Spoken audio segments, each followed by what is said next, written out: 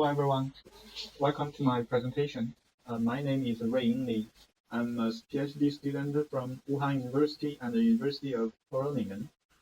Today I'll present a paper about the understanding of architectural erosion from a practitioner's perspective. I'll talk about the motivation, goal, research progress, and then the result and the discussion. In the literature, there are several types of definitions of architectural erosion. In this work, we use the most common definition of architectural erosion. With the increasing complexity and changing requirements, the greatness of a software system may increase, and the implementation may deviate from the architectural over time. This divergence between the intended and the implemented architecture is often called architectural erosion. Well, the phenomenon of architectural erosion has been described using different terms in the literature. For example, architectural decay, architectural degeneration, architectural degradation.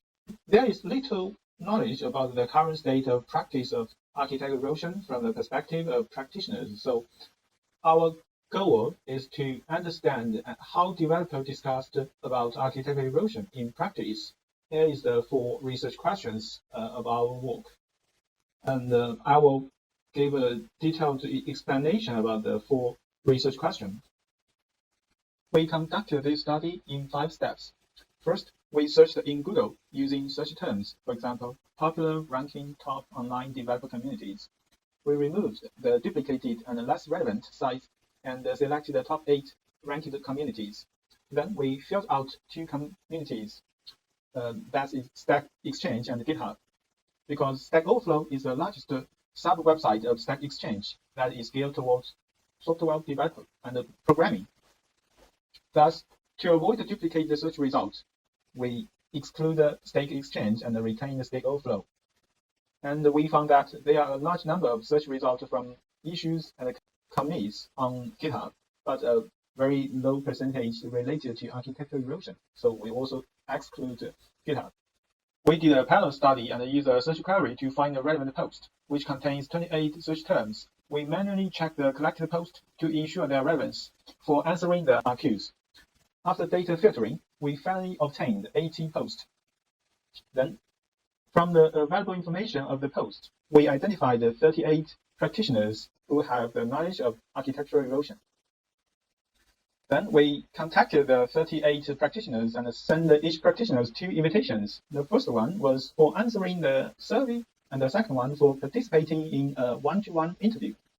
13 out of the 38 practitioners accepted our invitation for either filling out the survey or conduct a one-to-one interview.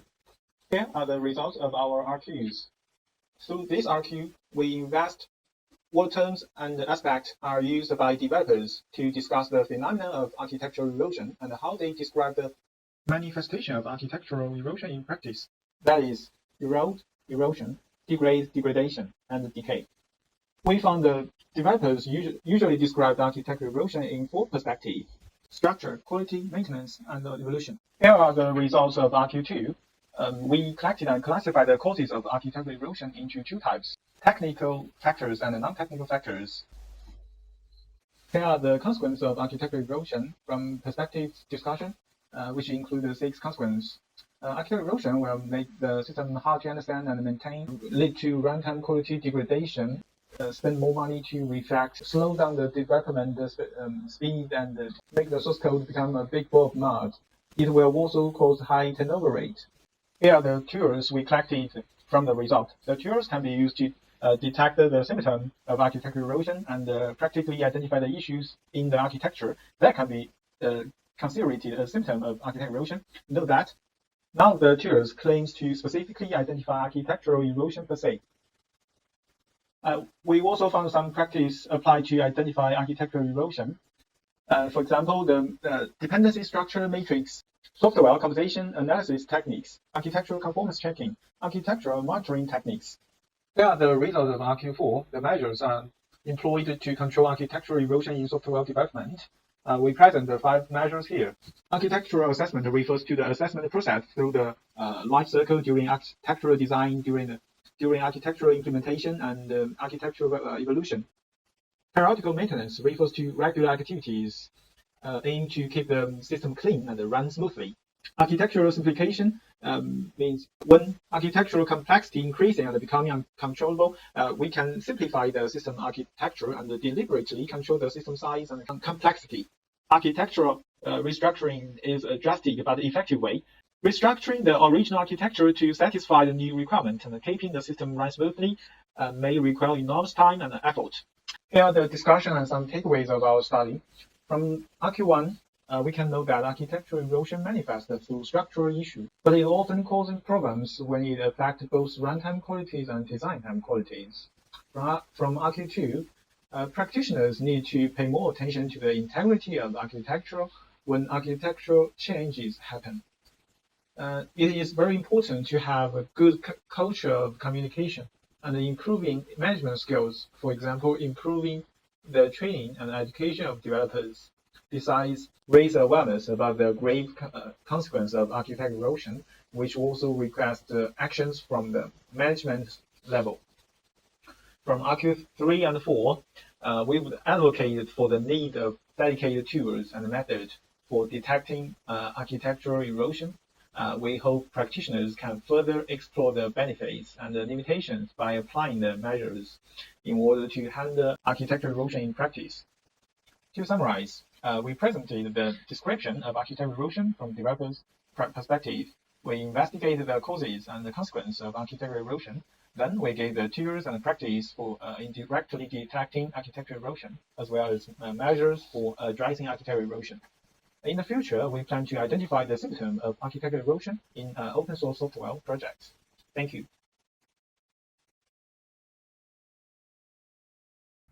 Hi, my name is Eunjung Che. I'm a section chair of this refactoring session. And oh, yes, the author is here. Yes. Welcome. Yes, great. Yes, we have one question from Fabio. To what extent develop non-technical factor relevant architecture erosion? Are there more or less importance from their perspective? Okay. First, thank you for your question. From our study, we just investigated the technical reason and non-technical reason related to architectural erosion phenomenon. But there is no standard to quantify the impact from technical reason or non-technical reason. In our future research, we plan to collect the symptom of architectural erosion and then try to quantify the extent of the architectural erosion. Yeah, and the next question, to what extent are developers using tools to deal with the architecture erosion? Are they commonly used? Okay, thank you for your question. The tools, we survey. We conduct a survey and interview with some developers and architects, and the tools they mentioned used to deal with architectural erosion.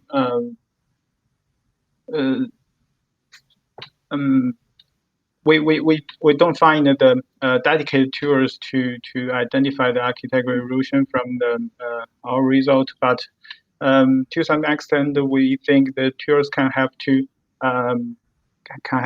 detect the symptom of architectural erosion, and this is also we want to appear the future study to design a more dedicated tools to address this.